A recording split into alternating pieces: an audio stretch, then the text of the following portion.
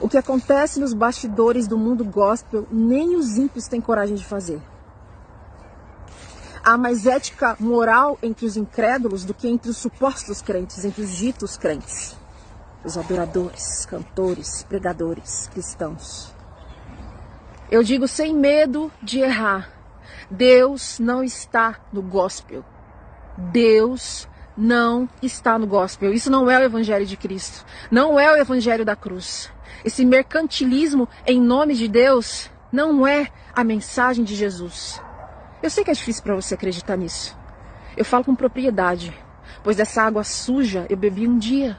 Eu sei do que eu estou falando. Por isso que eu faço questão de repetir e repetir e repetir, porque eu penso nos pequenos, nos enganados. E alguém vai entender. Eu sei que ovelhas entenderão e bodes reclamarão, mas isso não tem problema. Isso não tira a minha vontade de acordar as pessoas e de alertar, porque eu sei o quão prejudicial é viver nesse engano. Eu sei o que isso causou na minha alma, por isso que eu faço questão de falar e alertar vocês. Há dificuldade para muita gente em aceitar e acreditar, porque essas pessoas não querem que o castelo de ilusão delas desmorone, né? Você tem dificuldade de entender que essas pessoas não estão preocupadas com a sua alma. Estão preocupadas com o seu consumo. É isso, com o seu consumo. Eu venho do catolicismo. Eu e toda a minha família éramos católicos. E os crentes têm mania de reclamar que os católicos são idólatras. Só que vindo para o meio cristão, evangélico, eu vi que é totalmente ao contrário. Os crentes se superaram na idolatria. Ergueram ídolos. Amam personalidades gospel, amam celebridades, amam popstar ungido. E ai daqueles que tentarem arrancar do altar do coração de vocês esses ídolos, esses bezerros de ouro. Vocês defendem com unhas e dentes cegamente. Cegamente. É por isso que está essa palhaçada na igreja. É por isso que existe flor de lis. É por isso que existe cantor, grupo, banda, músicos sem caráter algum cristão estão aí, contaminando o corpo de Cristo, influenciando seus filhos, os nossos jovens, trazendo mundanismo para a igreja, o secularismo para a igreja. E você não faz nada. Você faz questão de sacrificar ovelhas, mas defender lobos. Esse é o problema, vamos defender lobos. Não exponha, não fale que isso existe. Você não faz nada e não quer que ninguém faça?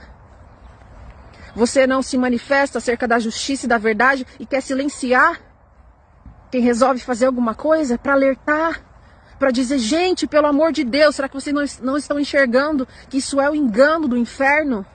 Que nós estamos em dias difíceis, no tempo do fim, em que há realmente a apostasia no meio da igreja?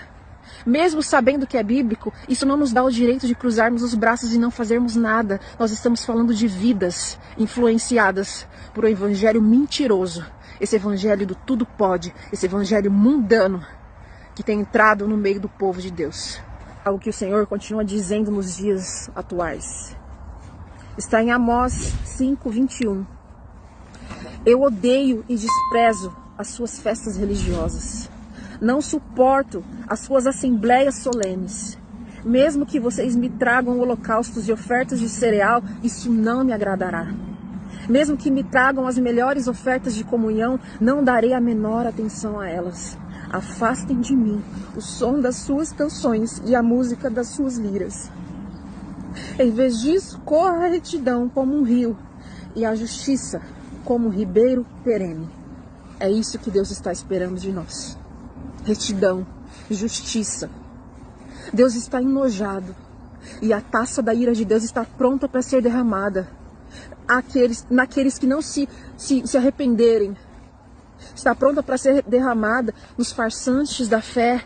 Aqueles que usurpam a palavra de Deus, que se utilizam do evangelho para enriquecer, que se utilizam do nome de Cristo para poder conseguir status, fama, por seu bel prazer. A taça da ira de Deus está pronta para ser derramada sobre os lobos. E eu desejo que eles se arrependam a tempo, pois o fim será triste se não houver arrependimento. Eu tenho comentado isso com o Felipe.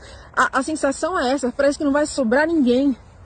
Mas eu acredito sim que existe a igreja verdadeira de Cristo, espalhada pelo mundo, que não se corrompeu, que não se vendeu ao business, que não se entregou a Satanás, que não vendeu a sua alma pelo sucesso. Que você seja achado fiel até o fim, para resistir a esse mundo corrompido e caído. O Senhor nos manterá firme até o fim. Os tempos são maus, os dias são difíceis, Jesus está às portas. Guarde a tua fé. O reino dos céus está próximo. Essa é a mensagem do Espírito de Deus à igreja. Arrependei-vos, pois é chegado o reino dos céus. Arrependei-vos. Deus está enojado. Está pronto para vomitar aquele que é morno. Então se decida, não dá para servir a dois senhores. Decida quem é que vai ocupar o teu coração. Não dá para servir a Deus e aos ídolos. Acorda, guarda a tua fé, olhe para a eternidade. Você não vai viver para sempre. Então para de brincar com o evangelho da cruz, o evangelho de Cristo. Para de bater palma para doido dançar. Se posicione como um cristão fiel diante do Senhor. Se arrependa dos seus pecados, se volte para Deus. O véu foi rasgado, pare de querer costurar o véu novamente. Você tem livre acesso ao céu, ao Senhor. Você não precisa e não deve depender de homem algum.